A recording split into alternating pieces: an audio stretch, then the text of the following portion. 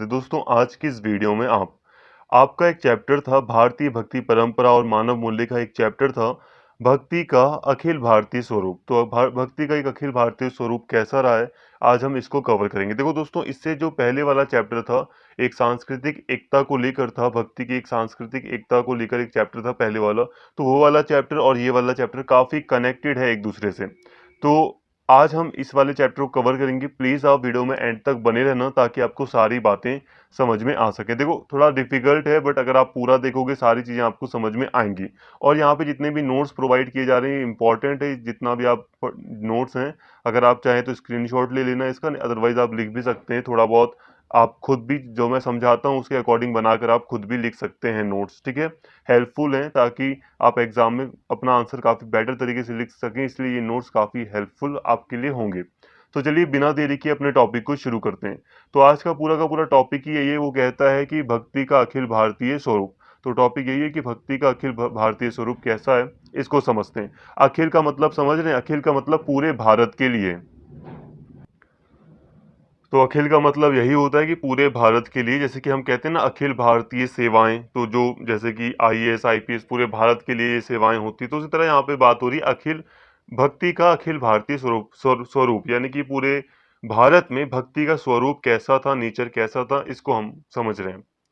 भक्ति आंदोलन अखिल भारतीय स्तर पर धार्मिक आवरण में क्रियाशील हुआ और ईश्वर के माध्यम से लोगों को मुक्ति की आध्यात्मिक राह दिखाने लगा। यह शोषित पीड़ित मनुष्य को सकारात्मक आध्यात्मिक चेतना से संपन्न करने वाला प्रगतिशील आंदोलन था। वस्तुत भक्ति युगीन आर्थिक सामाजिक परिस्थितियों, ज्ञान के प्रसार और वैचारिक चेतना का स्तर देखते हुए यह आंदोलन धार्मिक आवरण में ही अवश्यम भावी था।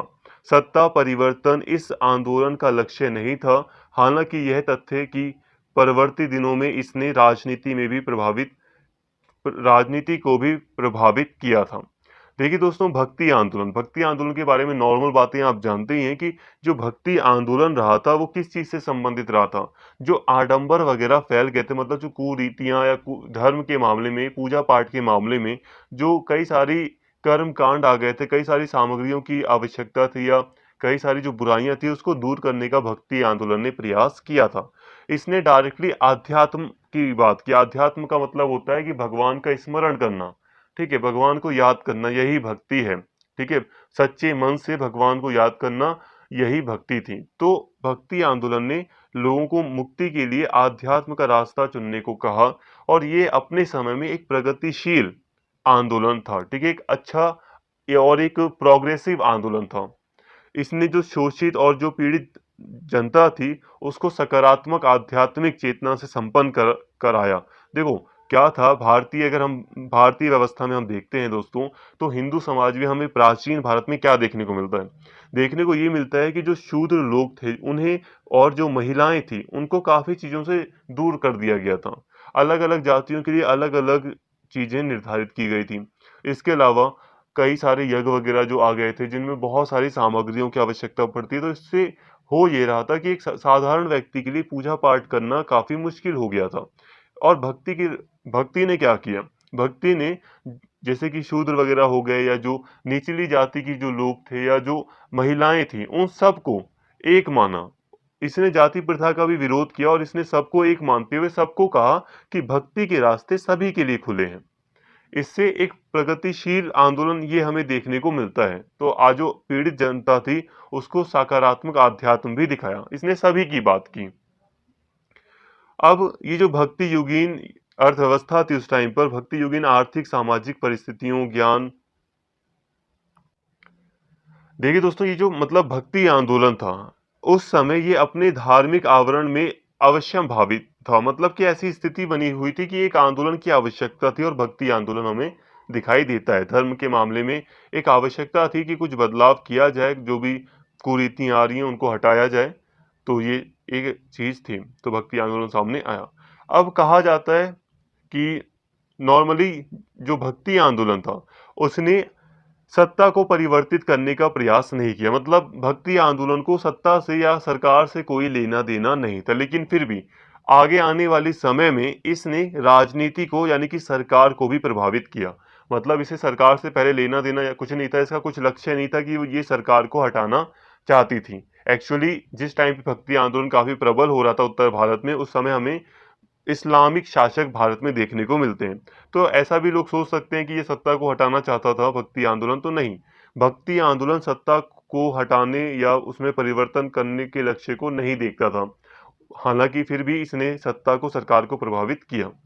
इस आंदोलन का लक्ष्य था सामाजिक विकृतियों को अस्वीकार अस्वीकार करने की चेतना पैदा करना, मनुष्य मात्र को एक धरातल पर रख कर देखना और उन लोगों को वाणी देना जिनकी व्यथा अभी तक ठीक से सुनी नहीं गई थी। अखिल भारतीय स्तर पर भक्ति आंदोलन के पुरोधाप्रथाओं ने यही कार्य किया। भक्ति आंदोलन से संबंधित जो व्यक्ति थे, उन्होंने यही काम किया। देखिए दोस्तों, जो भक्ति आंदोलन था, मैंने समझा दिया। इस आंदोलन का जो लक्ष्य था वो ये था, समाज में जो विकृतियां, जो कमियां हैं, जो बुराइयां हैं, उनको अस्वीकार करने, लोगों में ये हिम्मत पैदा करना कि वो समाज में फैली हुई कुरीतियों का विरोध कर सकें। जो समाज में फैली हुई जो बेकार विचार हैं, बेकार प्रथाएं हैं, उनका विरोध कर सके। धर्म में जो बेकार चीजें शामिल हो रही थी, उनका विरोध कर सके। ऐसी हिम्मत देना लोगों को, ठीक है, लोगों के अंदर ये चेतना पैदा करना और मनुष्य को एक वाणी देना। यहाँ पर वाणी देने का मतलब है कि मनुष्य को एक हिम्मत देना कि एक मनुष्य की जो मजबूरी या जो उसके साथ शोषण हो रहा था, उसकी बात कोई सुन नहीं रहा था, तो मनुष्य को एक हिम्मत देना कि वो अब खुलकर उसका विरोध कर सके और भक्ति आंदोलन के तहत भक्ति में शामिल हो सके। इस पूरे आंदोलन की कुछ ऐसी विशेषताएं थी जो इसके एक होने का प्रबल प्रमाण देती हैं। के दामोदरन एक व्यक्ति हैं, के दामोदरन, इन्होंने इन विशेषताओं का रेखांकन करते हुए लिखा है कि भक्ति आंदोलन ने देश के विभिन्न भागों में विभिन्न मात्राओं में तीव्रता और वेग ग्रहण किया। यह आंदोलन विभिन्न रूपों में प्रकट हुआ। देखो दोस्तों, यहाँ पर अब इसी तरह हम देखते हैं कि कुछ विशेषताएं ऐसी हैं भक्ति आंदोलन की, जो हमें साफ तौर पर ये चीजें दिखाती हैं कि जो भक्ति आंदोलन था, ये पूरे भारत में फैला था। ठीक है, ये इसके एक होने का प्रबल प्रमाण देती है। मतलब ये कि भारत में व्यापक रूप से एक अखिल भारतीय आंदोलन ये रहा था। और यही हमारा टॉपिक भी है, अखिल भारतीय स्वरूप, कि पूरे भारत में कैसा रहा था। तो यहाँ पे हमें मिलता है, जैसे कि के दामोदरन बताते हैं कि इसकी कई सारी जो विशेषताएं हैं भक्ति आंदोलन की, वो अलग अलग भागों में, अलग अलग मात्राओं में, चाहे थोड़ी कहीं पर, कोई कहीं पर थोड़ी ज्यादा, हर जगह ये फैली हैं और फैल रही थी। किंतु कुछ मूलभूत सिद्धांत ऐसे थे जो समग्र मतलब पूरे रूप से पूरे आंदोलन पर लागू होते थे। पहले, धार्मिक विचारों के बावजूद जनता की एकता को स्वीकार करना। दूसरे, ईश्वर के सामने सबकी समानता। तीसरे, जाति प्रथा का विरोध। चौथे, यह विश्वास कि मनुष्य और ईश्वर के बीच जो रिश्ता है, जो तादात्म्य है, प्रत्येक मनुष्य के सद्गुणों पर निर्भर करता है। जो रिश्ता है जो ईश्वर और मनुष्य का, वो मनुष्य के सद्गुणों पर निर्भर करता है, ना कि उसकी ऊंची जाति और धन संपत्ति पर। पांचवे, इस विचार पर जोर कि भक्ति ही आराधना का उच्चतम स्वरूप है। और अंत में, इन कर्मकांडों, मूर्ति पूजा, तीर्थयात्रों यानी कि तीर्थ स्थलों और अपने को दी जाने वाली यंत्रणाओं की निंदा की। देखो दोस्तों, ये जो भक्ति आंदोलन रहा था, इसके कुछ सिद्धांत जो थे वो पूरे इलाके, देखो, जो भक्ति आंदोलन था वो एक अखिल भारतीय आंदोलन था। अखिल भारतीय का मतलब पूरे भारत में वो फैला था। ठीक है, इसी को हम समझ रहे हैं, कैसे फैला, क्या चीजें थी, इसी से संबंधित आज हम बात कर रहे हैं। हालांकि पहले वाली वीडियो में हमने कुछ बातें की थी इसी से मिलती जुलती। अब यहाँ पर अखिल भारतीय का मतलब यही था कि पूरे भारत में ये आंदोलन फैला था। लेकिन देखो, पूरे भारत में फैला था ये आंदोलन, लेकिन फिर भी कुछ कुछ असमानताएं थी। ठीक है, जैसे कि तमिलनाडु में भक्ति आंदोलन जिस रूप में था, जरूरी नहीं कि बिहार में भक्ति आंदोलन उसी रूप में फैला हो। ठीक है, कुछ चीजें भिन्न होंगी, विचार कुछ सेम थे, कुछ भिन्न भी थे, लेकिन भक्ति आंदोलन पूरे भारत में फैला था। तो यहाँ पर यही कहा जा रहा है, भक्ति आंदोलन के कुछ ऐसे सिद्धांत थे, कुछ मूलभूत सिद्धांत थे, जो समग्र रूप से पूरे आंदोलन पर लागू हुए। जब पूरा भारत में जो आंदोलन हुआ भक्ति आंदोलन का, कुछ सिद्धांत ऐसे थे जो पूरे आंदोलन में हर जगह लागू हुए। पहला भक्ति का जो ये विचार था कि धार्मिक विचारों के बावजूद जनता एकता की बात की थी। चाहे मुस्लिम हो, चाहे हिंदू हो, धार्मिक विचार अलग-अलग हों आपके, चाहे आप अलग संप्रदाय के हों। हिंदू धर्म की बात करें तो अलग-अलग संप्रदाय के हैं, वैष्णव धर्म, शैव धर्म और अलग-अलग और भी संप्रदाय देखने को मिलते हैं। हालाँकि फिर भी उनके अंदर इतना विरोध नहीं है, हिंदू धर्म में हम देखेंगे तो विरोध तो है नहीं वैसे भी।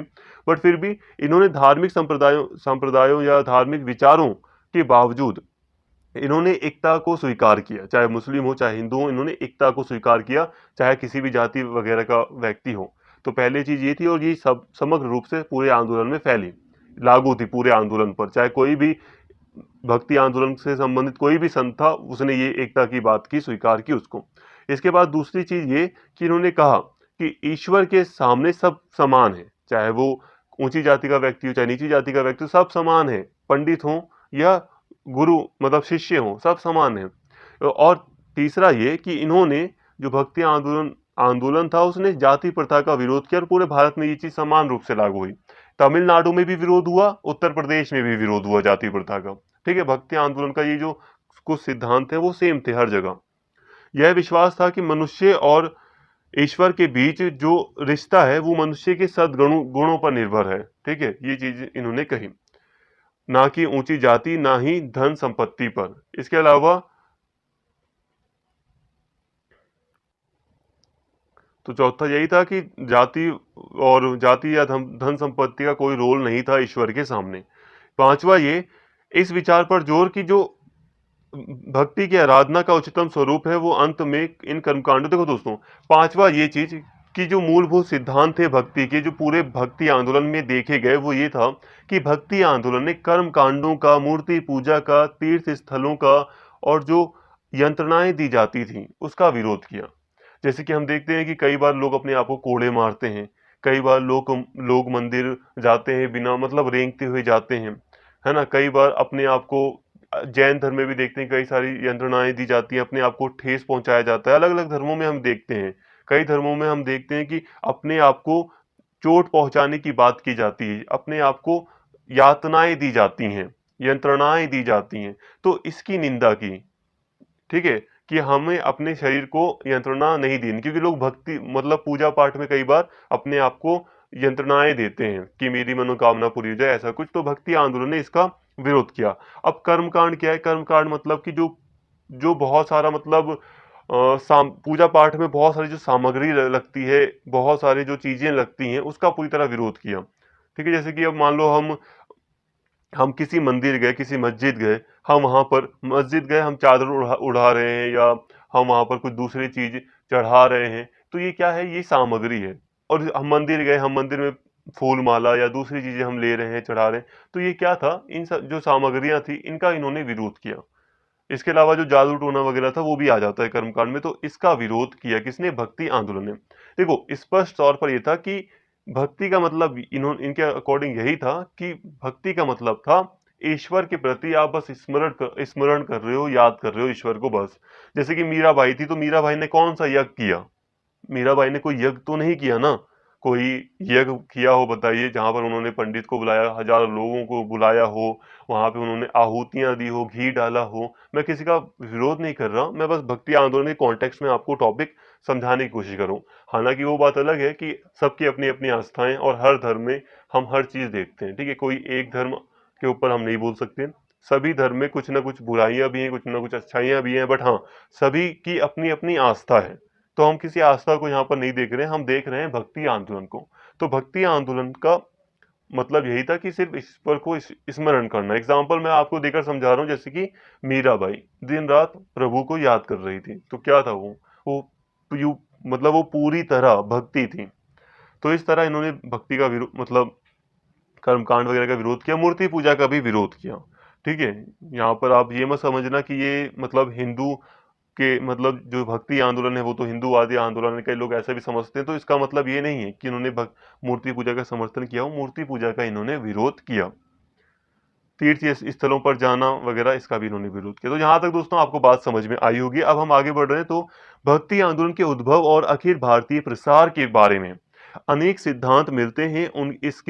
उद्भव को किसी विद्वान ने इस्लाम के विरुद्ध प्रतिक्रिया, तो किसी ने ईसाई मत के प्रभाव से जोड़कर देखा, किसी विद्वान ने स्थापित करने का प्रयास किया।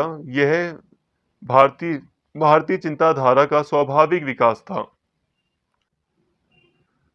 तो किसी ने यह कहा कि अगर दक्षिण और उत्तर भक्ति आंदोलन स्वाभाविक रूप से इतना संयुक्त था, एक जैसा था, तो इन दोनों के प्रसार के बीच इतना लंबा अंतराल क्यों, इतना लंबा समय क्यों? इससे यह निष्कर्ष हम सहज ही निकाल सकते हैं कि इस आंदोलन के अखिल भारतीय विस्तार को एक रेखीय और सरलीकृत दृष्टि से नहीं देखना चाहिए।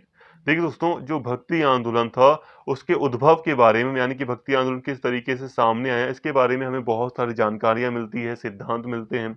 और पिछली वीडियो में भी हमने अलवार और न्यायनार को तो पढ़ ही लिया था, यहाँ पर वो उतना डिटेल में कवर नहीं करना। और इसके अलावा कई विद्वान लोग कहते हैं कि ये जो आंदोलन था, भक्ति आंदोलन, वो इस्लाम की प्रतिक्रिया के रूप में सामने आया। जैसे कि मैंने आपको बताया था ना, जो रामचंद्र शुक्ल थे, इन्होंने कहा था कि भक्ति आंदोलन का जो विकास है वो इस्लाम की प्रतिक्रिया के रूप में हुआ। मतलब ये, क्योंकि इस्लामिक शासक आ रहे थे, मुस्लिम धर्म, जो इस्लाम धर्म था वो फैल रहा था, तो भारत में जो व्यक्ति थे उनकी रक्षा के लिए या उनको अपने धर्म से जुड़ाव रखने के लिए कुछ ऐसा, तो कई बार लोग कह देते हैं कि इस्लाम की प्रतिक्रिया के रूप में भक्ति आंदोलन सामने आया। और दूसरी तरफ कई लोग जैसे कि हजारी प्रसाद द्विवेदी हो गए, तो वो कहते हैं कि नहीं, ये जो भक्ति आंदोलन था वो अपने आप एक स्वाभाविक था। मतलब एक धर्म है, जो भी भारतीय धर्म रहा है उसमें एक स्वाभाविक धारणा थी, इसको आना ही था। ये एक स्वाभाविक चीज थी जो अपने आप आंदोलन के रूप में सामने आई। कुछ ऐसे भी कहते हैं। तो सबका अपना अपना मत है, अपना अपना तरीका है बताने का। तो लेकिन हमें यहाँ पे डिटेल में नहीं करना, ये चीजें हमने पहले भी समझ ली थी पहली वीडियो में, यहाँ ठीक है। तो ये सारी बातें कही जाती हैं। लेकिन हाँ, कई लोग ये भी कहते हैं, यहाँ पे अब जो हमारे लिए समझने वाला टॉपिक है वो ये है कि कई लोग कहते हैं कि दक्षिण आंदोलन और दक्षिण और भारत में, जो उत्तर भारत में भक्ति आंदोलन था वो स्वाभाविक था। ठीक है, वो स्वाभाविक था कि होना ही था भक्ति आंदोलन। तो जो दक्षिण भारत है और जो उत्तर भारत है, दोनों के बीच में आंदोलन को फैलने में काफी इतना लंबा समय कैसे लग गया? एक तरफ हम देखते हैं कि दक्षिण भारत में तो आठवीं शताब्दी में ही भक्ति आंदोलन शुरू हो जाता है, और उत्तर भारत में उसे आते आते कई सौ साल लग जाते हैं। तो ये क्या था? तो इसीलिए हम यहाँ पर एक अंदाजा लगा सकते हैं। अभी हम यहाँ पर, हमें कुछ डिटेल में नहीं जाना ये क्या था, क्यों था, कैसे था, बट हाँ, यहाँ से हम एक चीज समझ सकते हैं, ये कॉमन चीज है कि हमें पता है कि दक्षिण भारत से उत्तर भारत में भक्ति का जो विचार है वो फैला था। हालांकि इसमें टाइम लगा था, ये हमें पता है। ठीक है, अब बस हमें इससे निष्कर्ष ये निकाल सकते हैं हम, ये कि इस आंदोलन के अखिल भारतीय विस्तार को एक रेखीय और सरलीकृत नहीं कह सकते हम। मतलब ये, हम ये नहीं कह सकते कि दक्षिण भारत से डायरेक्टली उत्तर भारत में इसका प्रसार होता गया। हम ये नहीं कह सकते कि बहुत ही आसान तरीके से दक्षिण भारत से उत्तर भारत में ये फैला। और यहाँ पर एक अर्थ ये भी है, हम ये भी नहीं कह सकते कि पूरे भारत में जो भक्ति का जो स्वरूप था वो पूरी तरह एक जैसा था, क्योंकि हम जानते हैं कि कुछ मूलभूत सिद्धांत पूरे भारत में सेम थे भक्ति को लेकर, लेकिन फिर भी कुछ स्थानीय लेवल पर कुछ अंतर भी था। इस सरलीकरण से मुक्त हो जाएं तो सहज ही समझ पाएंगे कि इतनी सूक्ष्म अंतर्वर्ती समानताओं के बावजूद विभिन्न स्थानों में प्रसारित भक्ति के स्वरूप और संवेदनाओं में अलग अलग विशिष्टताएं क्यों हैं। इस देश के विभिन्न भागों में फैली भक्ति पूर्णता एक जैसी क्यों नहीं है। तो दोस्तों, हमें यहाँ समझ में आता है कि अब क्योंकि ये इतना सरल रहा नहीं था आंदोलन का फैलना, तो इतने लंबे समय में ये आंदोलन दक्षिण से उत्तर भारत में फैला, और उत्तर भारत में अपनी अलग अलग विचार थे, उनसे भी प्रभावित हुआ है ये। तो इसी कारण से हम पाते हैं कि बहुत सारी समानताएं होने के बावजूद भी भक्ति आंदोलन में, पूरे भारत की अगर हम बात करें, पूरे भारत को अगर हम देखें, तो पूरे भारत में क्या है, बहुत सारी असमानताएं हमें दिखेंगी किसमें, भक्ति आंदोलन को लेकर। ठीक है, समानताएं हैं लेकिन असमानताएं भी हैं भक्ति आंदोलन को लेकर।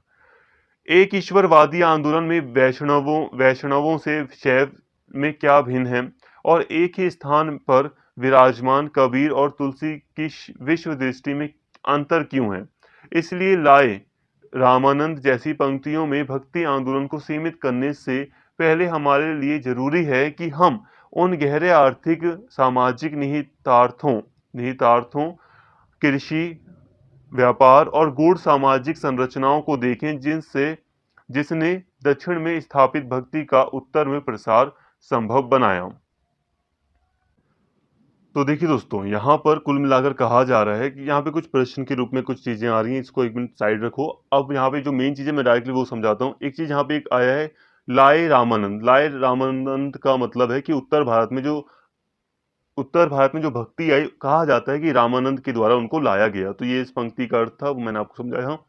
अब मेन चीज़ ये है, यहाँ पे कहा जा रहा है कि अगर हमें इस अंतर को समझना है कि आखिर अंतर क्या है, जो अगर हम देखें तो दक्षिण भारत से उत्तर भारत में ये भक्ति पूरी फैली और इस तरह एक अखिल भारतीय में हम भारत में हम देखते हैं, एक अखिल भारत में हम देखते हैं कि भक्ति का जो प्रसार है वो हुआ है। पूरे भारत में भक्ति का जो विचार है वो फैला है, लेकिन फिर भी अंतर है।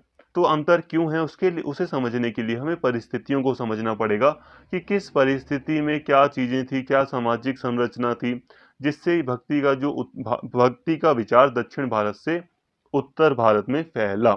ठीक है?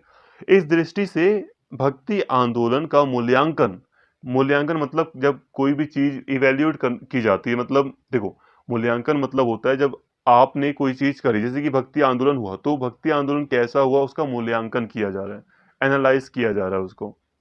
भक्ति आंदोलन का मूल्यांकन करने वाले यह मानते हैं कि 12वीं-13वीं शताब्दी में नगरीकरण की प्रक्रिया के विस्तार के साथ यह आंदोलन पहले नगरों में फैला। वहां इसको सफल बनाने में शिल्पकारों, व्यापारियों, दस्तकारों की भूमिका महत्वपूर्ण रही। धीरे-धीरे इस आंदोलन में किसान समुदाय से आने वाले भी शामिल होने लगे। आचार्य द्विवेदी का मत है कि नीची समझे जाने वाली जातियों के कवि निर्गुण भक्ति में अधिक आए, जो मूलतः शिल्प और कृषि से जुड़े हुए थे।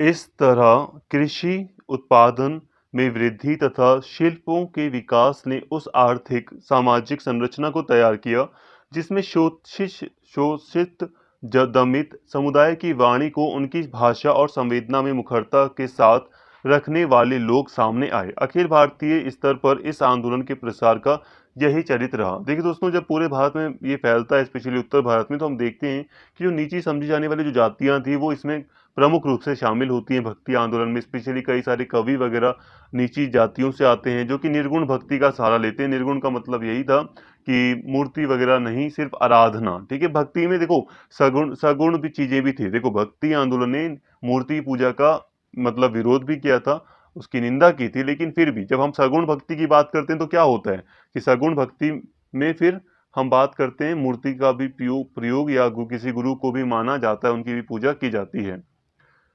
तो यहाँ पे यही चीज़ें आपको समझ में आती हैं कि शुरू-शुरू में जब भक्ति आंदोलन 12वीं-13वीं शताब्दी में फैलना शुरू होता है, तो जो शोषित और जो दमित लोग होते हैं, उनकी आवाज़ बनकर ये आंदोलन सामने आता है। कई सारे कवि आते हैं सामने नीची जातियों से, जो शोषित जातियाँ हैं, उनके बारे में लिखते हैं, ठीक है? ईश्वर के बारे में बात करते हैं, जो कि सभी के लिए है। तो ऐसे इस तरह शोषित और दमित समुदाय में थोड़ी हिम्मत आती है और वो एक तरह से सारी चीज़ों को समझना शुरू करता है और उसके अंदर हिम्मत की मतलब यही है कि अब वो भी खुलकर एक भक्ति के रूप में ईश्वर की पूजा करता है। क्योंकि हम देखते हैं कि कई बार हम सुनते हैं कि मंदिरों वगैरह में जाने के लिए निषेध किया गया था निचली जातियों का, अछूत जातियाँ थी, छुआछूत की प्रथा थी, तो बहुत सारी चीज़ें थी, कुरीतियाँ थी।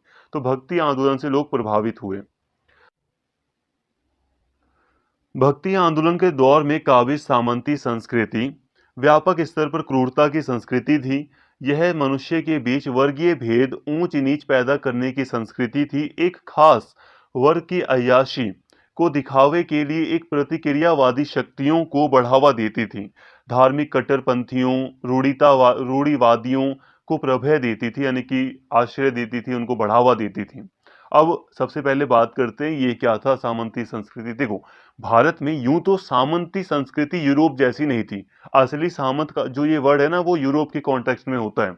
हम यहाँ पर उतनी बड़ी व्यवस्था, यूरोप की व्यवस्था हम नहीं देखते, लेकिन फिर भी जो जमींदारी व्यवस्था वगैरह भारत में थी, जो भी गांव वगैरह के कई सारे गांव होते थे किसी एक व्यक्ति के अंडर में, तो ये सामंती व्यवस्था से मिलती जुलती है। इसीलिए हम यहाँ पे भारत में भी हम कह देते हैं कि सामंती संस्कृति थी।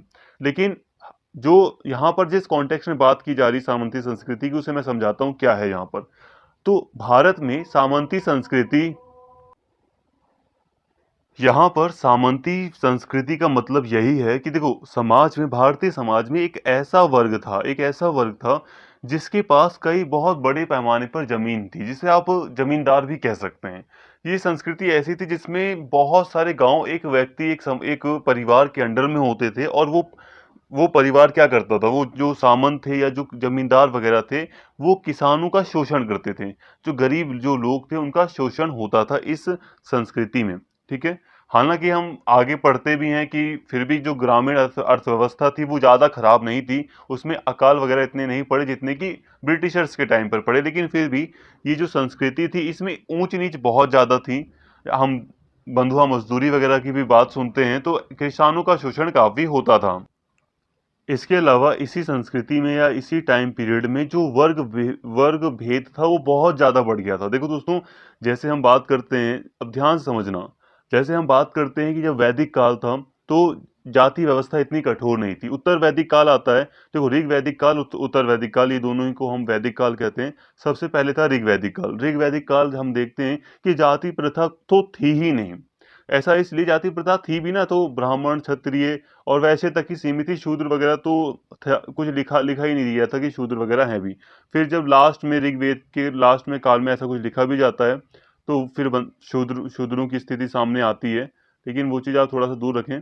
तो हम ये कह सकते हैं कि जो ऋग्वैदिक समाज था उसमें जाति प्रथा कठोर नहीं थी। ऋग्वैदिक समाज में निचली जाति वगैरह कुछ ऐसा कुछ था नहीं। उसमें उस समय देखो, एक ही परिवार, ऋग्वेद में हम ऐसा देखते हैं कि एक ही परिवार का एक व्यक्ति लिखता है कि मैं कवि हूँ, मेरे पापा ये काम करते हैं, मेरी मम्मी आटा चक्की चलाती हैं, या मेरा भाई ये करता है। मतलब एक ही परिवार का व्यक्ति कई सारे व्यवसायों को अपना सकता था। मतलब जाति प्रथा कठोर नहीं थी। ठीक है। और अगर थी भी तो वो इतनी कठोर नहीं थी जितनी कि मध्य काल में आकर वो हो जाती है। इस समय वर्ग भेद बहुत ज्यादा हो जाता है। फिर हम देखते हैं कि उत्तर वैदिक काल वगैरह में शूद्र वगैरह वर्ण में शामिल हो जाता है। शूद्रों की स्थिति काफी दयनीय हो जाती है। फिर धीरे धीरे जब प्राचीन भारत आता है, फिर शूद्रों की स्थिति काफी दयनीय होती है। होते होते होते जो जाति प्रथा होती है पूरी की पूरी, वो और ज्यादा कठोर हो जाती है। सिर्फ शूद्रों के लिए नहीं कह रहा मैं, सिर्फ निचली जाति नहीं, जितनी भी पूरी जाति प्रथा है, चाहे ब्राह्मण, क्षत्रिय, वैश्य, शूद्रों, ये चारों वर्णों की जो प्रथा थी, जातियों की जो प्रथा थी, वो दिन प्रतिदिन, स्पेशली मध्य काल में आकर, वो सबसे ज्यादा क्रूर और कठोर हो जाती है। ऊंच नीच बहुत ज्यादा बढ़ जाता है। और इसी टाइम पर भक्ति आंदोलन का दौर शुरू होता है। तो समझिए इस बात को कि कितना इंपॉर्टेंट था भक्ति आंदोलन। सामंत संस्कृति एक ऐसी सामंती संस्कृति रही थी जिसमें ऊंच नीच को बहुत ज्यादा, वर्ग भेद को बहुत ज्यादा बढ़ावा दिया जाता था। इसमें क्या था, एक जो खास वर्ग था, एक ऊंचा वर्ग, एक अमीर वर्ग, एक ऊंची जाति के वर्ग जो थे, वो अय्याशी, मतलब काफी ऐशो आराम या दिखावे पर खर्च किया करते थे। ठीक है।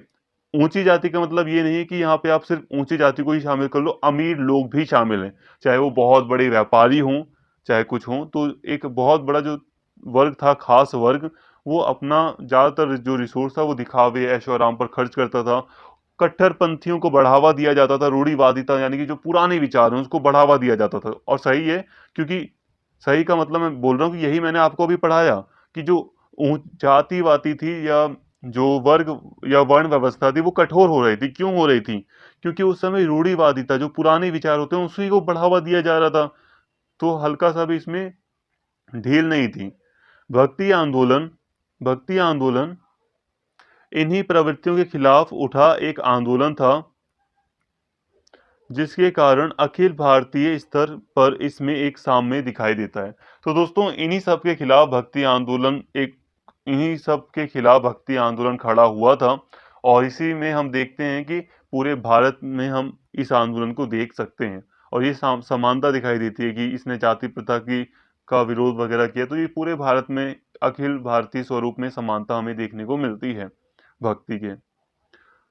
भक्ति आंदोलन के ऊपर ऐतिहासिक रूप से यह दायित्व आ गया था कि इन कुरूपताओं, यानी जो कुरीतियां हैं, जो बेकार रीति रिवाज हैं, जो बेकार समाज में रूढ़िवादिता है, उसकी वास्तविकता से जन सामान्य को परिचित कराए और उनमें इन्हें अस्वीकार करने का साहस उनमें पैदा करे।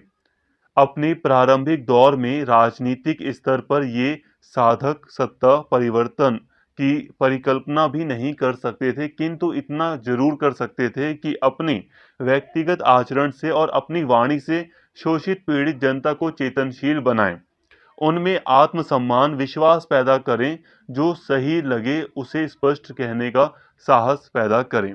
देखिए दोस्तों, भक्ति आंदोलन के ऊपर ये दायित्व आ गया था कि भक्ति आंदोलन लोगों को जागरूक करे कि आपकी समाज में ये कुरीतियां फैली हैं, ये सही नहीं हैं। उनसे लोगों को परिचित कराए जो सामान्य लोग हैं, और लोगों के अंदर ये हिम्मत पैदा करे कि लोग इसको अस्वीकार कर सकें। देखो दोस्तों, सिंपल सी बात है कि समाज इतना कठोर था कि आप कुछ कह नहीं सकते थे, तो लोगों के अंदर हिम्मत भी नहीं थी। अगर समाज में एक व्यक्ति कुछ कहेगा, किसी भी धर्म के अंदर अगर कुछ वो कहेगा, चाहे आप इस्लाम धर्म ले लो, चाहे हिंदू धर्म ले लो, चाहे सिख, चाहे ईसाई धर्म, अगर किसी भी धर्म के खिलाफ अगर कठोरताएं हैं, और उस धर्म के खिलाफ अगर कोई व्यक्ति किसी एक चीज को लेकर भी कुछ कहता है कि हमारे समाज में, हमारे धर्म में ये चीज गलत है, तो सभी लोग उसका विरोध करते हैं। और आज के अगर हम बात करें 500-600 साल पहले की, 700 साल पहले की अगर हम बात करें, तो आप स्थिति को समझ सकते हैं कि कितनी कठोर स्थिति रही होगी। आज भी हम समाज में किसी धर्म के खिलाफ किसी चीज के ऊपर नहीं बोल सकते। आज भी अगर आप खुला कहीं चाहें तो बोलना तो काफी डिफिकल्ट होता है, लेकिन आप खुद सोचो उस समय क्या हालत रही होगी। तो लोगों के अंदर हिम्मत नहीं थी, तो लोगों के अंदर उसे अस्वीकार नहीं करने की हिम्मत थी। तो ऐसी चेतना पैदा करना कि लोगों में हिम्मत आए, ये भक्ति आंदोलन ने ऐसा कार्य किया। लोगों में ये जागरूक जागरूक करने का प्रयास किया कि लोग समझें कि जो कुरीतियां हैं वो उसको अस्वीकार कर सकते हैं। और उसी का आज हम परिणाम देखते हैं कि आज हम कितने जागरूक हैं। हालांकि फिर भी कम है, अभी हमें और जागरूक होना है हर क्षेत्र में। लेकिन फिर भी आज हम देखते हैं कि आज हम अपनी प्रथाओं का या कुछ भी नियम वगैरह हैं, सभी को मानते हुए भी जो गलतियां होती हैं उनको हम अस्वीकार भी करते हैं। आज आज हम देख सकते हैं कि जैसे कि 3 तलाक का जो मामला था भारत में, क्या होगा, सुप्रीम कोर्ट ने उसको पूरी तरह इल्लीगल करार कर दिया, अस्वीकार कर दिया है कि वो अब लागू नहीं है। तो अगर आप ये देखें कि आज लोग इस बात को मान रहे हैं। आज भारत में जो कई सारी प्रथाएं थी हिंदू समाज की, उसमें कई सारे सुधार हुए हैं। तो ये क्या है? ये लोगों के अंदर जागरूकता है, लोग अब स्वीकार कर रहे हैं, उनको समझ में आ रहा है। तो ये सब शुरुआत हुई थी भक्ति आंदोलन से। ये हमें समझना चाहिए कि उस समय शुरुआत हुई और आज हमें इसका कितना फायदा मिल रहा है। तो भक्ति आंदोलन दोस्तों यही था कि वो जो शोषित जनता थी, जो पीड़ित जनता थी, उसके अंदर उसको हिम्मत, आत्मविश्वास पैदा करना था। और यही जो भक्ति आंदोलन के संत वगैरह थे, उन्होंने यही करने का प्रयास किया। उत्तर भारत में नानक, कबीर, रैदास, दादू दयाल जैसे कवियों के प्रभाव को इसी संदर्भ में देखा जाना चाहिए। इन कवियों ने असंतुष्ट समुदायों को वाणी दी, वाणी मतलब एक तरह से हिम्मत दी है, ठीक है। अकारण नहीं था कि इन कवियों में से अधिकतर तथाकथित नीची मानी जाने वाली जातियों से आते थे। कई चर्चित संत कवि बुनकर, नाई, जुलाहा, तेली, दर्जी, चमार या साधारण व्यापारी जातियों से थे।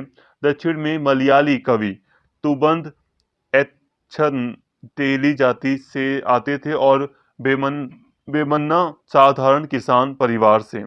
तो देखिए दोस्तों, उत्तर भारत में हम देखें,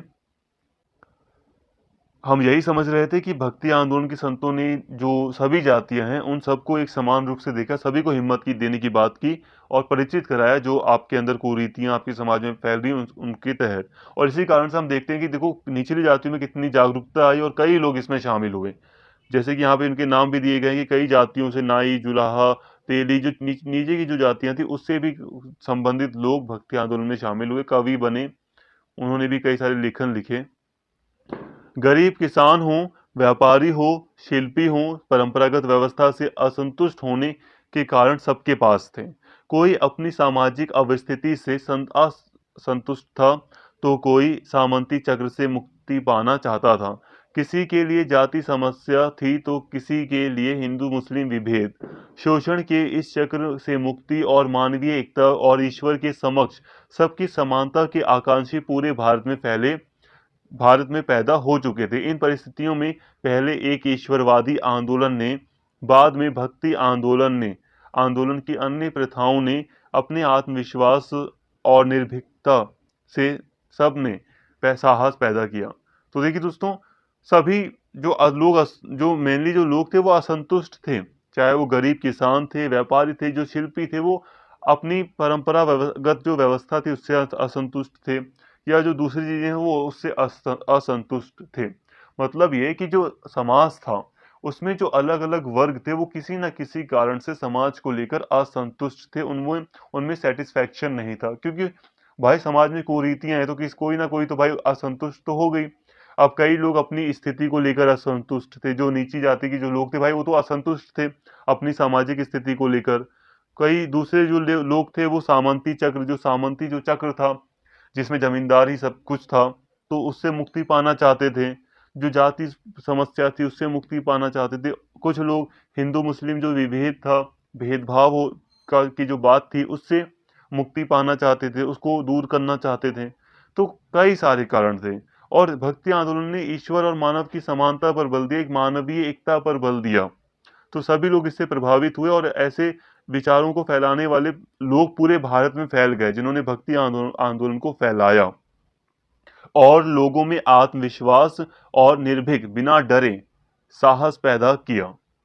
तो ये सारी चीजें थी, भक्ति आंदोलन का एक अखिल भारतीय स्वरूप था। दोस्तों यहाँ पे हमने काफी सारी बातें की। अब इसी में हम आगे बढ़ रहे हैं, राष्ट्रीय भाषाओं का उत्थान। अब देखो, भक्ति आंदोलन एक अखिल भारतीय आंदोलन था, पूरे भारत के लिए था, तो इसीलिए राष्ट्रीय भाषा का भी उद्भव या उत्थान हुआ, क्योंकि स्थानीय भाषा ज्यादा प्रबल थी ना, अलग अलग स्थान पर अलग अलग बोली, अलग अलग लिपि, अलग अलग भाषा, तो उसको मिलाकर एक राष्ट्रीय भाषा का भी उत्थान हुआ। हालांकि स्पष्ट तौर पर तो राष्ट्रीय भाषा आज भी हमारे पास नहीं है ना, इंग्लिश का यूज ही होता है मैक्सिमम पूरे भारत में। हिंदी भी नहीं बोली जाती पूरे भारत में, कर्नाटक वगैरह में कहाँ इंग्लिश बोली जाती है। अभी आप थोप भी नहीं सकते हिंदी को दक्षिण भारत में, अगर थोपोगे तो कई सारे नेता ऐसे थे संविधान सभा में कि उन्होंने ऐसे ऐसे वर्ड्स बोले हैं जिन्हें आप अभी आगे पढ़ेंगे, कि अगर आप हम पर थोपोगे तो कुछ भी हो सकता है। मतलब ये था कि समझ जाओ कि कुछ भी हो सकता है, मतलब आप भाषा को थोप नहीं सकते थे। हालांकि संविधान सभा ने कहा था कि हिंदी भाषा पूरे देश में होनी चाहिए, लेकिन आज तक उसको थोपा नहीं गया, और सही भी है, किसी पे थोपा नहीं जा सकता ऐसी किसी भी चीज को। और दक्षिण भारत ने कभी भी हिंदी को स्वीकार नहीं किया। ठीक है, तो अपनी अपनी मान्यताएं जो भी है, तो मैं यहाँ पे बात कर रहा हूँ राष्ट्रीय भाषाओं के उत्थान की। तो यहाँ पे ये मत समझना कि पूरे देश के लिए एक भाषा का यहाँ पे मतलब है राष्ट्रीय भाषा का, कि मैक्सिमम जो स्थानीय भाषाएं थी, बिल्कुल छोटी छोटी जगहों की जो अलग अलग भाषाएं थी, उनमें थोड़ी सी एकता आई। कई सारे वर्ड्स का, कई सारे शब्दों का आदान प्रदान हुआ। जैसे कि अब हम राजस्थान जाएंगे, अगर हम हरियाणा जाएंगे, अगर हम उत्तर प्रदेश जाएंगे, अगर हम बिहार जाएंगे, अगर हम बंगाल जाएंगे, भाई अब इन सब जगहों पर अगर आप जाते हो, अगर आप एनसीआर वगैरह में रहते हो, दिल्ली एनसीआर वगैरह के अगर आप स्टूडेंट हो, अगर आप इन सब एरिया में जाओगे तो आप इन सभी एरिया की भाषा समझ जाओगे। ऐसा क्यों? क्योंकि सभी भाषाओं में कई सारे शब्द मिलते जुलते हैं। यहाँ तक कि बंगाली में थोड़ा हो सकता है डिफिकल्ट हो, लेकिन फिर भी कई सारे शब्द मिले जुले हैं। बिहारी की भाषा में कई सारे शब्द मिले जुले हैं, तो आप समझ जाओगे। ठीक है, तो ये राष्ट्रीय भाषा का मतलब कुछ ऐसा ही है कि भाषाओं के जो शब्द थे उनका आदान प्रदान हुआ। अभी से समझ लेंगे जो भी चीजें। अखिल भारतीय भक्ति को अब हम समझते हैं, आगे बढ़ते हैं। अखिल भारतीय स्तर पर भक्ति आंदोलन के कवियों का लक्ष्य सामंतों से या पुरोहितों से नहीं, बल्कि जन सामान्य से संवाद करना था। यह संवाद मातृभाषाओं से ही संभव था। भक्ति आंदोलन के कवियों के लिए सामंत पुरोहित करुणा और व्यंग्य के विषय थे, और उनकी भाषा कूप जल थी।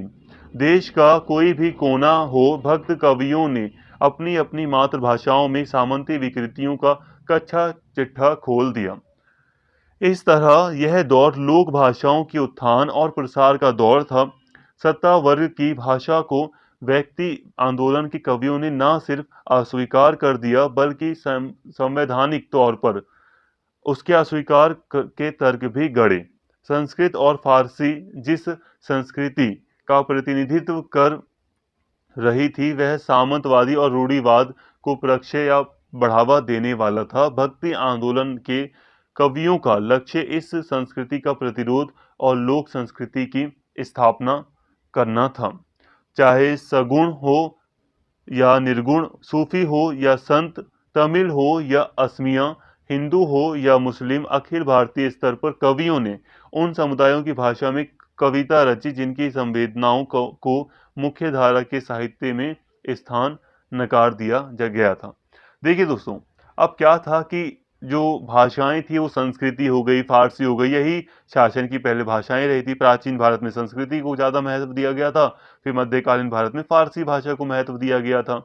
तो इन भाषाओं को भक्ति आंदोलन के संतों के द्वारा नकार दिया गया। इन्होंने कहा कि ये जो भाषाएं हैं वो रूढ़िवादिता को, पुराने विचारों को बढ़ावा देती हैं। अब इसके लिए इन्होंने क्या किया, भक्ति आंदोलन ने जो पहले जो स्थानीय भाषाएं थी उनको पूरी तरह नकार दिया जाता था, संस्कृत फारसी पर बल दिया जाता था।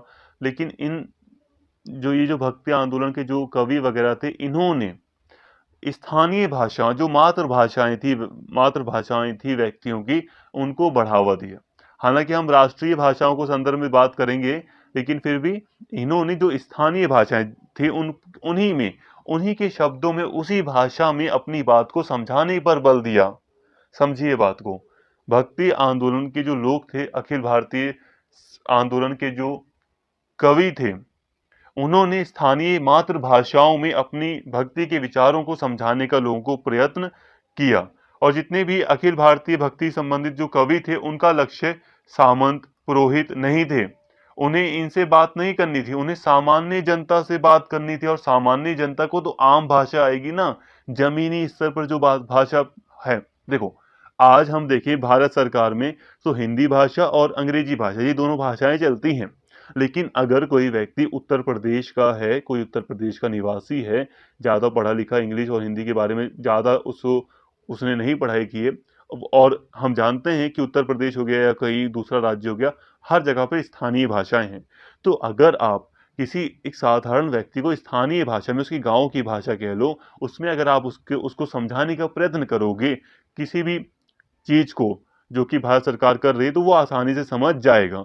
लेकिन वही चीज मान लो कोर्ट का कोई आदेश है, इंग्लिश में उस व्यक्ति को मिलता है, उसने ज्यादा पढ़ाई नहीं की, तो उसे आसानी से समझ आएगा? नहीं आएगा। हिंदी में, शुद्ध हिंदी में मिल जाएगा तब भी मुश्किल है। अब यहाँ पे शुद्ध हिंदी तो लिखी हुई है, अगर हम ऐसा देखें तो शुद्ध हिंदी है, तो थोड़ा समझने में दिक्कत आती है। अब मैंने आप पढ़ रखा है तो मैं आपको ज़्यादा बेटर समझा पा रहा हूँ, लेकिन फिर भी जब शुद्ध हिंदी होगी तो थोड़ा डिफिकल्ट आएगा। अब स्थानीय आपको अपनी लैंग्वेज में समझाने के लिए तो मैं हूँ, ताकि आप ज़मीनी स्तर पर अच्छे से समझ सकें। तो यहाँ पे यही है कि इनको जनता से संवाद करना था, आम जनता से, और आम जनता की भाषा में ही इन्होंने अपने विचारों को फैलाया। तो यहाँ आपको सारी चीज़ें समझ में आई होंगी। और इस लोक भाषाएं वही है, जनता की भाषा। भक्ति आंदोलन,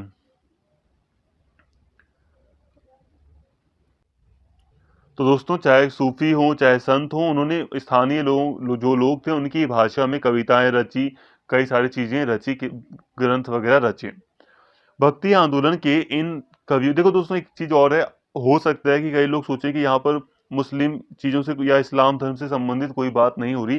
तो यहाँ पर एक चीज ध्यान रखें, ये जो भक्ति आंदोलन था वो इस्लाम और हिंदू या सभी धर्मों के लिए था, ठीक है। किसी भी धर्म को ये मतलब ये नहीं कहता कि बहिष्कार करना था, ऐसा कुछ नहीं। तो यहाँ पर जो विचार हैं वो सभी के लिए थे। और हम जानते ही हैं, क्योंकि अब आगे चलकर भक्ति आंदोलन, सूफी आंदोलन आपस में भी एकता रखते हैं, कोई इनके बीच कोई विवाद नहीं होता है।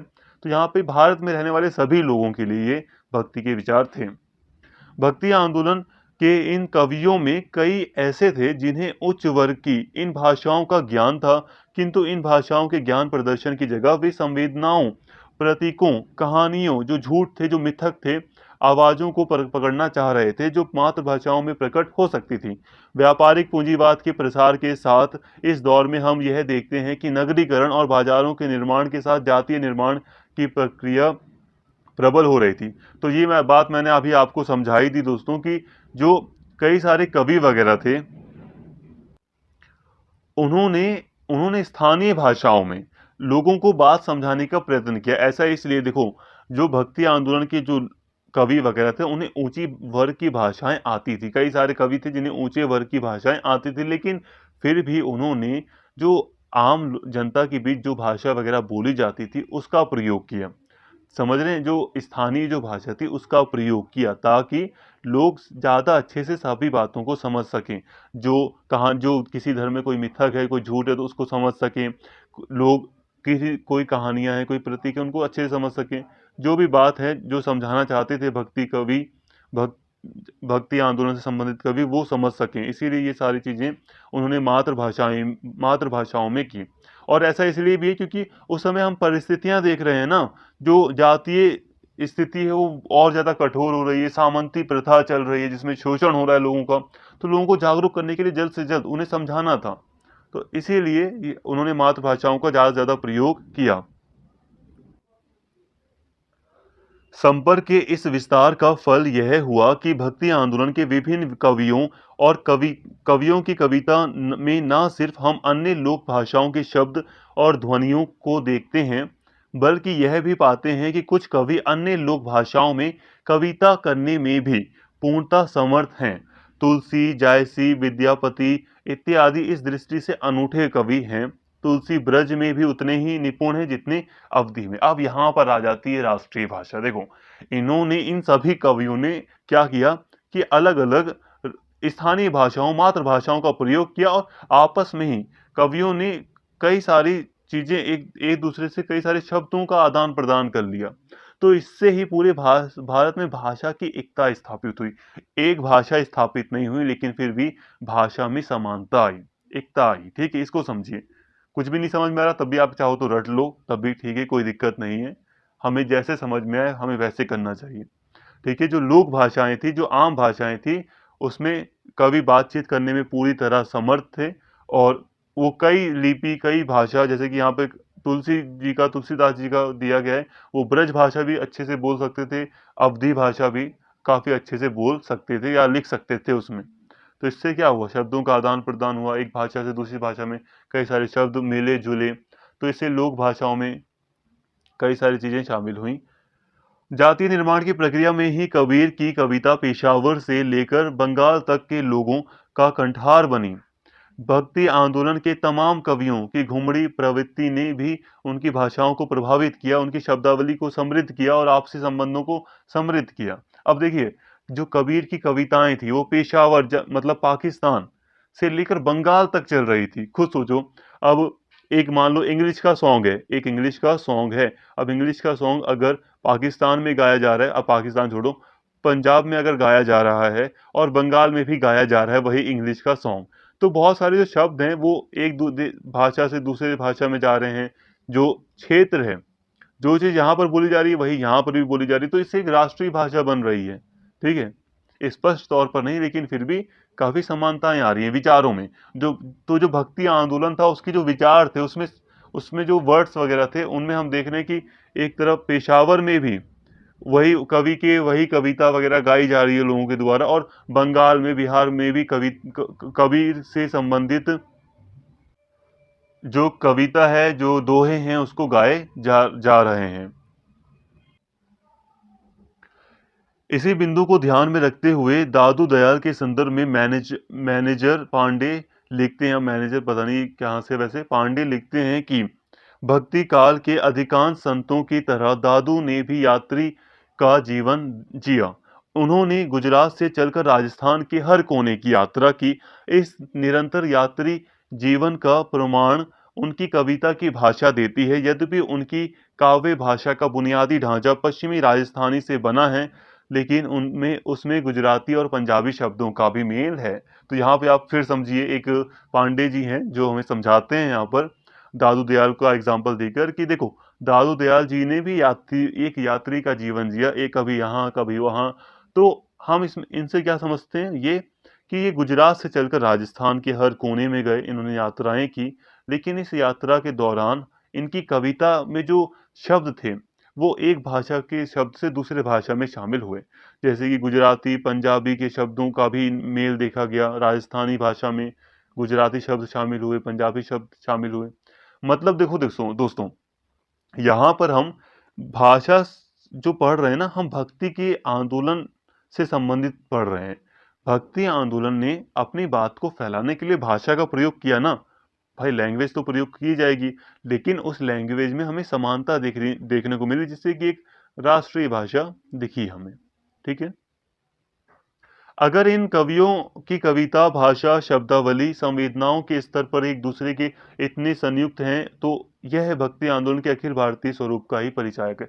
तो देखो दोस्तों, अब ये जो भक्ति आंदोलन था, हम देखते हैं ना, इनकी कविताएं पूरे भारत में फैली हैं, इनकी भाषा के जो शब्द हैं हम पूरे भारत में देखते हैं। भाई जो कविता है वो उसी रूप में गाई जा रही है, तो मतलब सेम भाषा भी देखने को मिल रही है, शब्द बहुत सारे मिलते जुलते आ रहे हैं। इनके जो विचार थे, संवेदनाएं थी, उसमें व्यापक रूप से एकता थी, समानता थी और फैले हुए थे पूरे भारत में ही। तो ये सारी चीजें हमें भारत जो भक्ति आंदोलन है उसका एक अखिल रूप दिखाती है, एक अखिल भारतीय स्वरूप का परिचायक है। इस तो कोई भी व्यक्ति ये नहीं कह सकता कि भक्ति आंदोलन सिर्फ दक्षिण भारत तक फैला था या सिर्फ ये उत्तर भारत में था, ऐसा कुछ नहीं। तो ये सारी जो चीजें अभी तक हमने पढ़ी, ये सारी चीजें हमें दर्शाती हैं कि भक्ति आंदोलन का जो स्वरूप था वो अखिल भारतीय था। तो यहाँ तक आपको काफी चीजें समझ में आई हैं। अब हम देखो दोस्तों, सारी बातें ना अखिल भारतीय स्वरूप में ही हैं। आप सारी चीजें एक ही टॉपिक में कवर कर सकते हैं, अखिल भारतीय स्वरूप। उसी के संदर्भ में पढ़ रहे हैं सांस्कृतिक विनिमय और संगीत, मतलब किस तरह से संस्कृति का आदान प्रदान हुआ भारत के अंदर और संगीत के क्षेत्र में कैसी समानता आई या आदान प्रदान हुआ, ये समझ रहे हैं हम अखिल भारतीय भक्ति के कॉन्टेक्स्ट में। अखिल भारतीय स्तर पर लोक जागरण की इस प्रक्रिया को समझने का एक माध्यम संगीत भी है। संगीत वह माध्यम है जो बंधनों को तोड़ता है। अपनी पुस्तक सूर साहित्य में हजारी प्रसाद द्विवेदी उचित ही रेखांकित करते हैं कि मध्य युग में संगीत के उत्कर्ष के समय मुसलमान उस्तादों ने जो गान बनाए उनमें राधा माधव जरूर आते हैं। देखो दोस्तों, संगीत की यहाँ पे बात की जा रही है। देखो जो संगीत है वो बंधनों को तोड़ता है। आज हम लोग ऐसे, अब मान लीजिए अगर मैं एक हिंदू समुदाय से हूँ, वैसे तो मैं भारतीय हूँ, लेकिन अगर मैं हिंदू समुदायों से हूँ, मैं एग्जांपल आपको देकर समझा रहा हूँ बस, ठीक है। हम सबसे पहले हम सभी भारतीय हैं, इंडियन से, उसके बाद हमारा धर्म आता है। तो अगर हम बात करें कि मान लो अगर मैं एक हिंदू हूँ, तो क्या मैं जो मुस्लिमों के द्वारा गायक या राइटरों के द्वारा जो गाने लिखे गए हैं, क्या मैं वो नहीं गाता? हाँ, क्या जो जैसे कि इमरान खान हो गया, तो ये इनके गाने कितने ज़्यादा फेमस है, इमरान खान के गाने कितने ज़्यादा फेमस है, क्या कोई व्यक्ति इनके गाने नहीं गाता जो दूसरे धर्म का होगा? तो ऐसा कुछ भी नहीं है। जो गाने होते हैं वो बंधनों को तोड़ देते हैं। हम गाना गाते समय, गाना सुनते समय ये नहीं देखते वो किस धर्म का है, कौन है। तो गाना, संगीत की यहाँ पे बहुत ज़्यादा अहमियत है। जो संगीत होता है वो क्या करता है, वो बंधनों को तोड़ता है।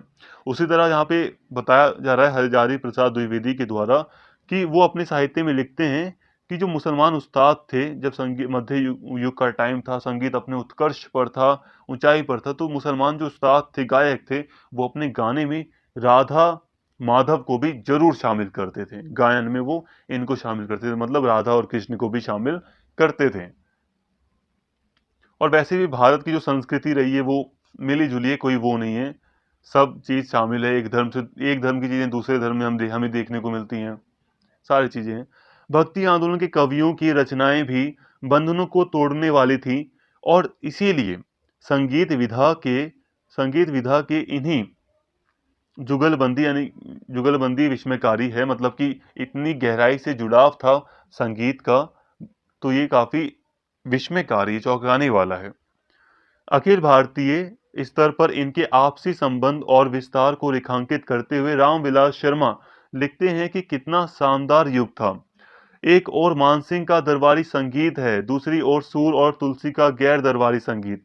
तो यहाँ दोस्तों यही है कि भक्ति आंदोलन ने भी अपने कवियों, जो कवि थे, उन्होंने अपनी रचनाओं में भी संगीत का प्रयोग किया है। ठीक है, इन्होंने कई सारे बंधनों को तोड़ा।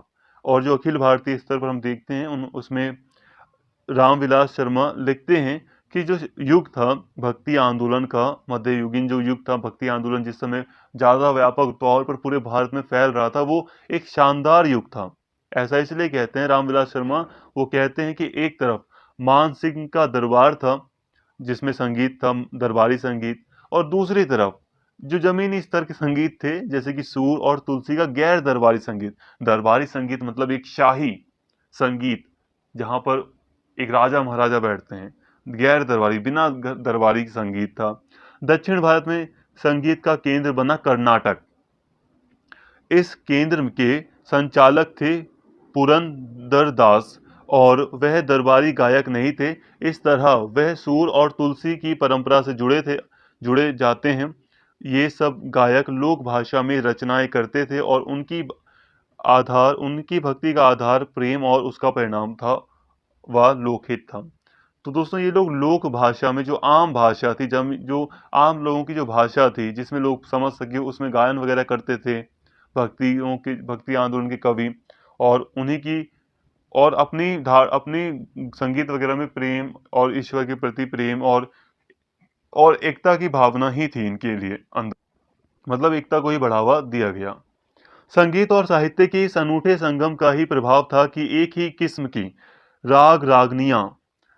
रागनियां देश के विभिन्न कोनों में मिल जाती हैं। दक्षिण के राग का उत्तर के राग से सम्मिश्रण होता है। दक्षिण का कान्हारा विभिन्न नामों से उत्तर में गायन का आधार बनता है और का गौड़ प्रदेश के राग मिलकर मालव गौड़ हो जाते हैं। अब देखिए कुछ चीजें हो सकती हैं डिफिकल्ट हो याद करना, तो आप अपनी भाषा में भी थोड़ा आसान बनाकर इसे लिख सकते हैं। अब देखो देखो दोस्तों, जो संगीत साहित्य थे वो उनका संगम देखा गया भक्ति काल में। अब बहुत सारे जो कवि थे दक्षिण के, उन्होंने कई सारे राग का यूज किया। संगीत में अलग अलग राग वगैरह होते हैं, वो उन राग का हम देखते हैं उत्तर भारत में भी हमें वो राग देखने को मिल जाते हैं। उत्तर भारत के कवियों ने जो जिस तरह से संगीत को गाया, जिस तरीके के नियमों का प्रयोग किया, उस राग या नियमों का प्रयोग दक्षिण के कवियों ने किया, तो इससे मिलाव हुआ।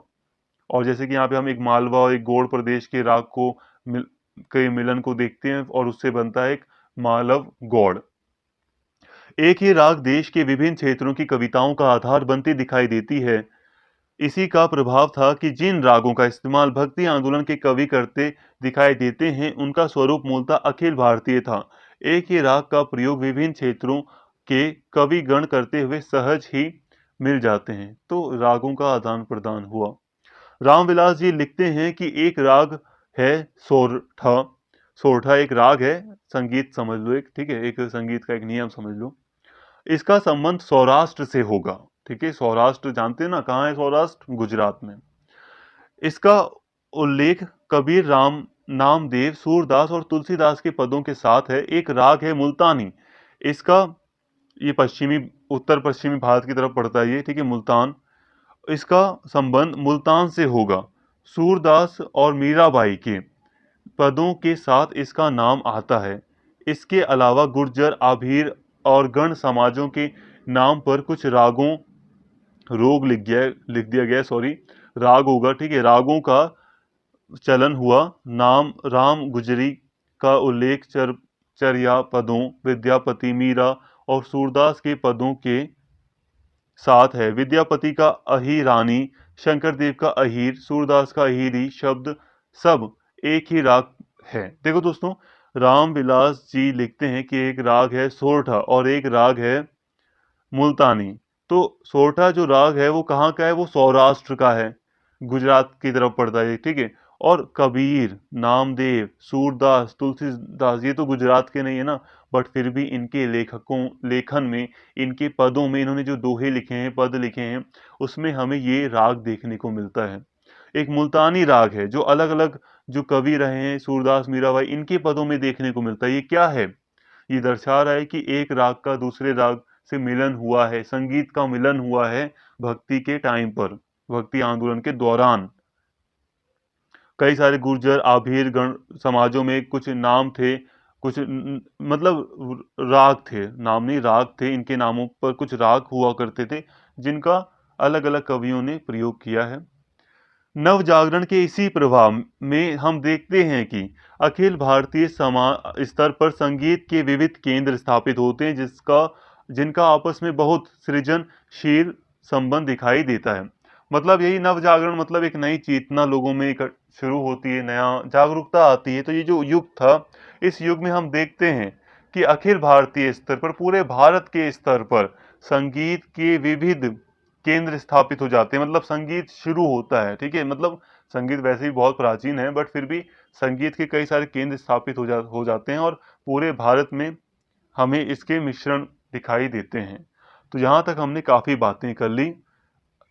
मुल्तान से लेकर बंगाल तक एक ऐसी धारा प्रभावित होती है जो भक्ति आंदोलन की संवेदना को जन सामान्य के हृदय में चिरस्थायी रूप प्रदान कर देती है। मतलब यही है कि सम्मिश्रण दिखाई देता है, एक जैसी संगीत की भावना दिखाई देती है। देखिए दोस्तों, यहाँ तक हमने काफ़ी बातें कर ली संगीत को लेकर, काफ़ी चीज़ें हमने समझ ली। संगीत को लेकर नहीं, अखिल भारतीय स्तर पर हमने भक्ति को काफ़ी बेटर तरीके से पूरी तरह समझ लिया है। बस अब हमें एक निष्कर्ष देखना है, ठीक है? अखिल भारतीय स्तर पर भक्ति का स्वरूप कैसा था? ये सारी चीज़ें जितनी भी अभी तक हमने बात की ना, वो सारी चीज़ें सिर्फ इसीलिए थी कि अखिल भारतीय स्तर पर भक्ति का स्वरूप, ये जो टॉपिक था यही था सब कुछ अभी तक। अब हम डायरेक्टली निष्कर्ष देख रहे हैं। कहा जा सकता है कि भक्ति आंदोलन, अब डायरेक्टली पढ़ लेता हूँ जल्दी से इसे। कहा जा सकता है कि भक्ति आंदोलन की एक अखिल भारतीय सांस्कृतिक आंदोलन था, जिसकी कुछ ऐसी विशेषताएं थी जो संपूर्ण भारत में इसकी विभिन्न धाराओं में समान रूप से, सामान्य नहीं होगा, समान रूप से देखी जा सकती थी। विषय के स्तर पर यह आंदोलन समान धर्म चेतना से धर्म चेतना से पूरे भारत में सक्रिय था, किंतु बहुलतावादी दृष्टि से देखने पर यह भी स्पष्ट दृष्टिगोचर होता है, यानी कि दिखाई देता है कि हर प्रदेश के साहित्य और अन्य कलाओं की अपनी सुगंध भी इस आंदोलन में विद्यमान थी। कहने का मतलब है दोस्तों, जो भक्ति आंदोलन था वो तो एक तरफ से आप उसे भारतीय सांस्कृतिक आंदोलन कह सकते हो, जिसमें संस्कृतियों का आदान प्रदान हुआ, कई सारी विशेषताएं इसमें शामिल थी। और पूरे भारत में कई सारी हमने सांस्कृतिक एकता की भी बात की थी, जिसमें कई सारी चीजें पूरे भारत में समान रूप से फैले। और ये सभी धर्मों, ये मतलब किसी भी धर्म वगैरह वगैरह के खिलाफ नहीं था, ये सबकी एकता की बात करता था। हालांकि इसमें हमने बात की थी भारतीय सांस्कृतिक एकता की, लेकिन फिर भी इसमें कई सारी असमानताएं भी थी। पूरे भारत में कई चीजें भक्ति आंदोलन से संबंधित सेम थी और कई चीजें सेम नहीं थी, क्योंकि कई चीजें हम देखते हैं कि जो स्थानीय चीजें थी, अलग अलग स्थान पर कई चीजें स्थानीय रूप से प्रेरित थी। जैसे तमिलनाडु, कर्नाटका, ये जो दक्षिण का जो एरिया है, यहाँ पर कुछ असमानताएं थी उत्तर के एरिया से। यहाँ पर बस इतना ही है।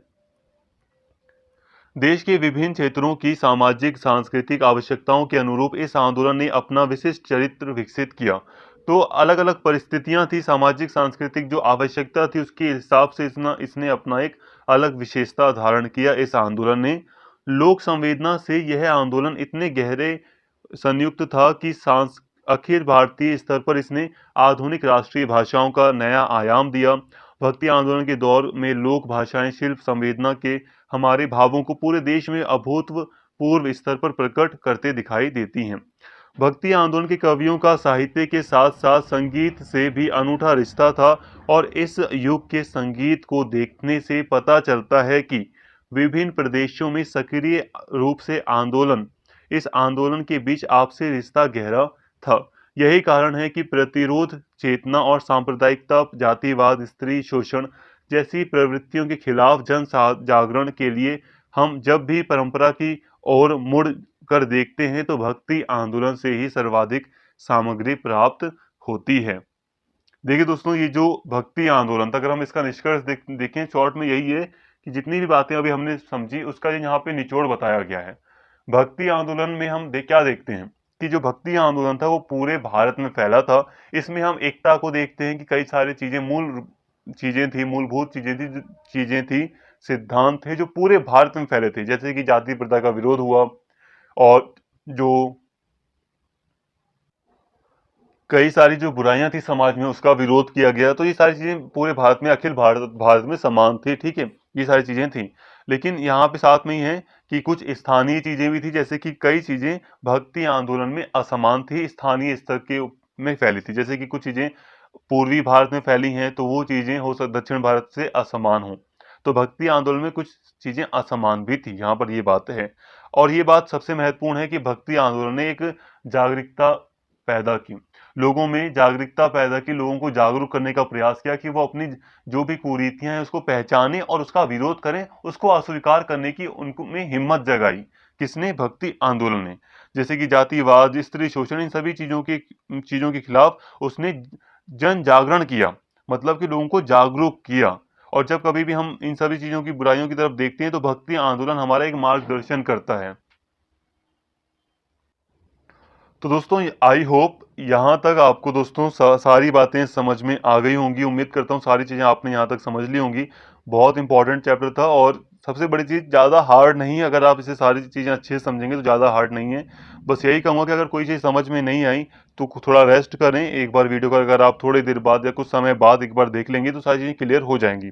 तो उम्मीद करता हूँ वीडियो आपको पसंद आई होगी। अगर आपको वीडियो अच्छी लगी हो तो प्लीज़ चैनल को सब्सक्राइब कर लें, इस वीडियो को ज़्यादा से ज़्यादा शेयर करें और लाइक करें। Thank you.